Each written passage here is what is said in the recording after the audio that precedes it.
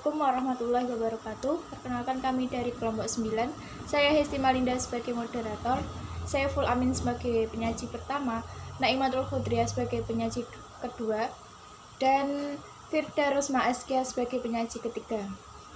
Kami di sini akan menjelaskan materi mengenai doping pada prestasi olahraga.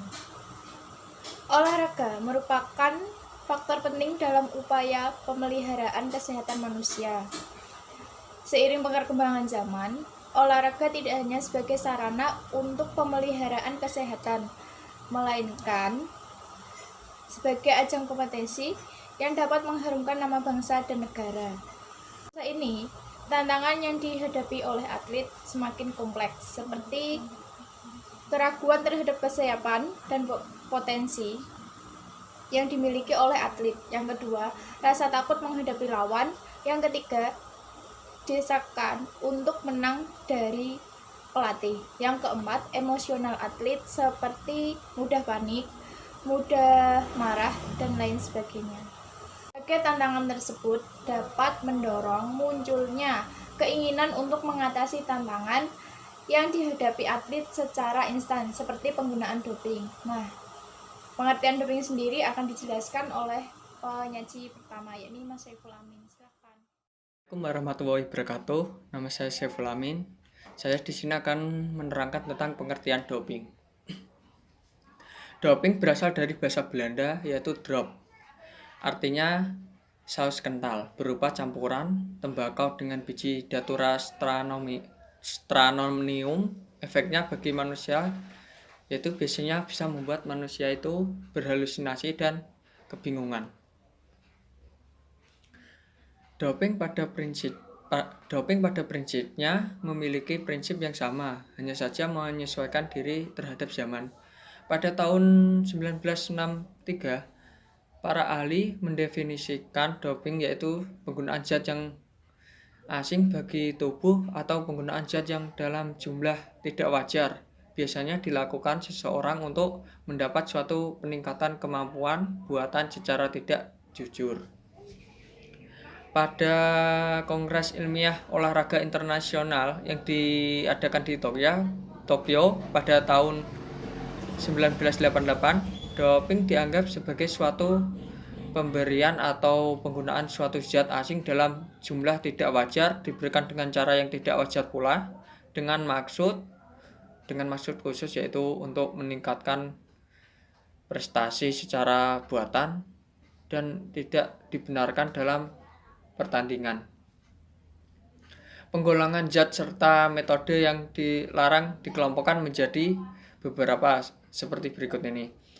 Yang pertama, zat dan metode yang dilarang dalam pertandingan. Zat yang dilarang yaitu stimulan, narkotik, kanabinoid, senyawa anabolik, hormon peptida, vitamin 2A agonis, senyawa dengan aktivitas anti-estrogen, ini dikhususkan untuk pria.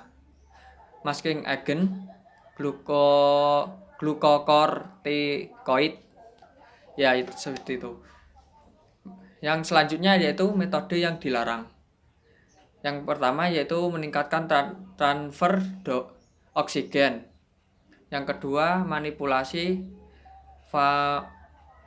farmakologi, kimia, dan fisika. Yang ketiga yaitu doping gen. Yang kedua yaitu zat dan metode dilarang di dalam dan di luar pertandingan. Yang poin pertama yaitu zat yang dilarang ya, senyawa anabolik, hormon peptida, vitamin 2 agonis, senyawa dengan aktivitas anti-estrogen, masking agent. Ya, poin kedua yaitu metode yang dilarang. Seperti yang tadi, metode yang dilarang yaitu meningkatkan transfer oksigen, manipulasi farmakologi, kimia dan fisika, dan doping gen. Yang selanjutnya yaitu ketiga, zat yang dilarang pada cabang olahraga tertentu, yaitu yang pertama alkohol, yang kedua penghalang beta, yang ketiga diuretik, yang terakhir yaitu zat spesifik. Adalah zat yang digunakan atlet secara tidak sadar atau tidak disengaja. Pengelompokan zat dan metode yang digolongkan sebagai doping ini telah digunakan untuk pengawasan penggunaan doping pada Pekan Olahraga Nasional atau PON tahun 2004 di Palembang. Ya, seperti itu. Selanjutnya akan diterangkan oleh Mbak Rosma. Saya persilakan. Baik, di sini saya akan menjelaskan tentang poin B, yaitu alasan penggunaan dan larangan doping. Doping sendiri di dalam dunia olahraga itu sudah dilarang. Namun sering kita jumpai doping masih dilakukan di dalam dunia olahraga. Adapun beberapa alasan seorang olahragawan menggunakan doping tersebut. Yang pertama yaitu aspek psikososial. Aspek psikososial yaitu lingkungan menjadikan dia untuk memberikan kesempatan penggunaan doping tersebut.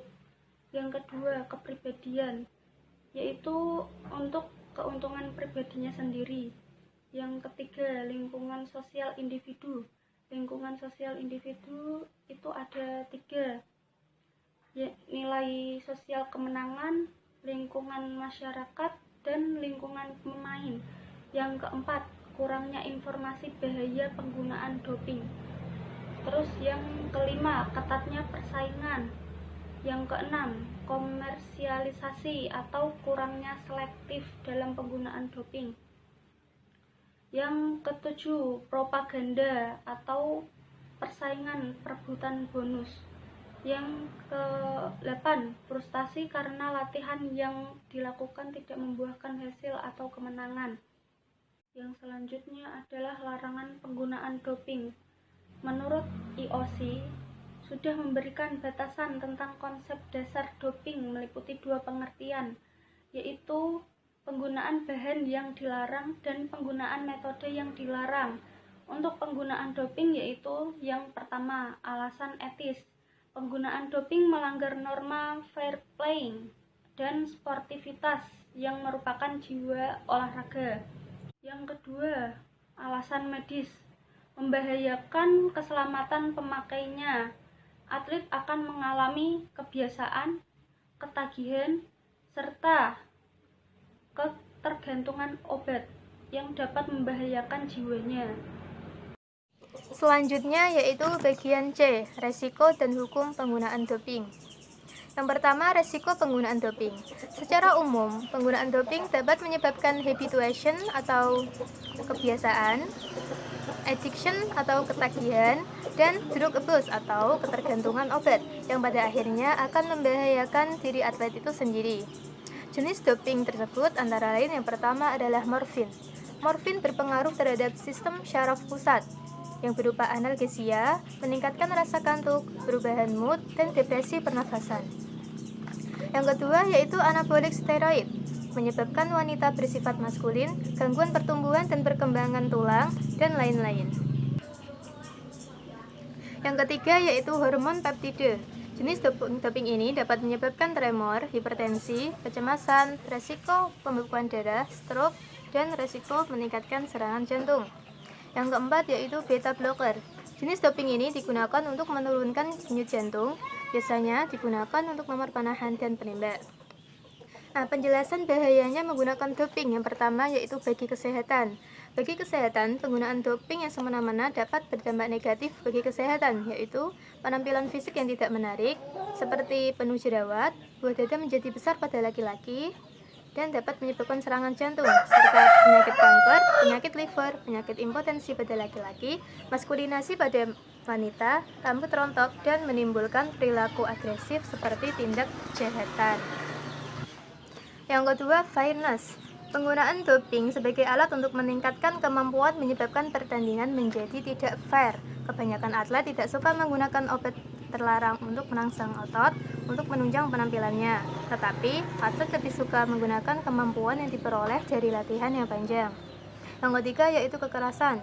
Hasil penelitian kepada para pemain sepak bola Amerika menunjukkan bahwa hampir 80% menggunakan steroid, sehingga mereka sering berperilaku kasar, bahkan cenderung bersifat destruktif kepada atlet yang lain. Yang keempat yaitu ciri-ciri olahraga sejati. Manusia berbeda dengan robot. Dengan ciri-ciri olahraga yang sejati, maka manusia tidak akan lebih alami dan tidak akan lebih perkasa dalam penampilannya. Yang kelima yaitu atlet yang berperan sebagai model. Karena atlet lebih sering tampil di depan publik, maka ia akan selalu disoroti oleh para penonton.